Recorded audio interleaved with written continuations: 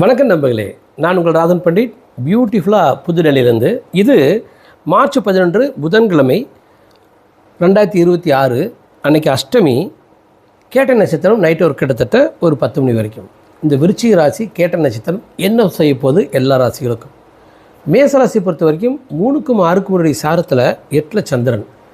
உடம்பு மனசு வலிக்குது, கவலைப்படுறீங்க, பயப்படுறீங்க. ரிலாக்ஸாக போயிருங்க, தைரியமாக எந்த முடிவும் எடுக்காதீங்க, ரெஸ்ட் எடுத்துங்க. ரிஷபராசி பொறுத்த வரைக்கும் செல்வம், செல்வாக்கு, அந்தஸ்து, மரியாதை, புகழ், பியூட்டிஃபுல் பிஸ்னஸ் டே. மிதுன ராசி பொறுத்த வரைக்கும் உடம்பு மனசை ஜெயிக்குது, நினச்சதை அடையிறீங்க, எக்ஸ்ட்ராடினரி டே.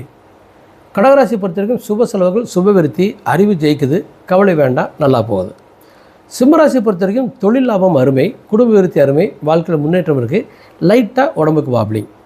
கன்னிராசி பொறுத்த வரைக்கும் இந்த மனசு உடம்பு என்ன நினைக்குதோ அதை அச்சீவ் பண்ணுது, one of the best day of your life.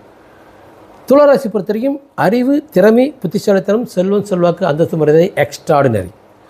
விருச்சிக ராசி பொறுத்த வரைக்கும் கவலைப்படுறீங்க, குழந்தைகளுக்காக, மனைவிக்காக, வாழ்க்கை துணைக்காக. தனுராசி பொறுத்த வரைக்கும் அதிக செலவு, அதிக வருத்தம், ஏதோ ஒரு வகையில் டிஸ்டர்ப்டாக ஃபீல் பண்ணுறீங்க, விரைய சந்திரன், புதன் சார். மகர ராசி one of the best day of your life, extraordinary ஜெயிக்கிறீங்க. கும்பராசி பொறுத்த வரைக்கும் பெயர், புகழ், மரியாதை, பணம், நிம்மதி, வெற்றி.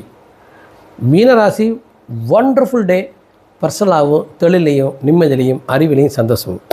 இப்போ நாம் ஜென்ரல் ஐடியாவுக்கு வரோம், தத்துவத்துக்கு வரோம்.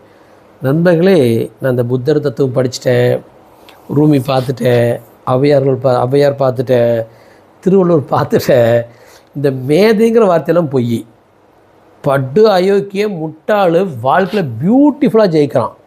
அரசியல்லையும் அதிகாரத்துலேயும் திட்டம் போட்டு மேலே வந்து பட்டாசு கலப்புறான். அப்போ அவன்லாம் திருக்குறள் படிச்சுட்டா ஜெயித்தான்.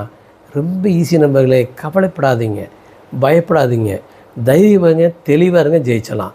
தைரியமாக இருங்க, தெளிவாக இருங்க, சந்தோஷமாக இருங்க, ஜெயிச்சலாம். தைரியமாக இருங்க, தெளிவாக இருங்க, சந்தோஷமாக இருந்தால் ஜெயிச்சலாம். எல்லா அயோக்கியும் அப்படி ஜெயிக்கிறான். நம்ம அந்த ட்ரெண்ட் எடுத்துக்கிறோம். தைரியமாக இருக்கோம், தெளிவாக இருக்கோம், சந்தோஷமாக இருக்கோம், ஜெயிக்க போகிறோம். நன்றி நண்பர்களே.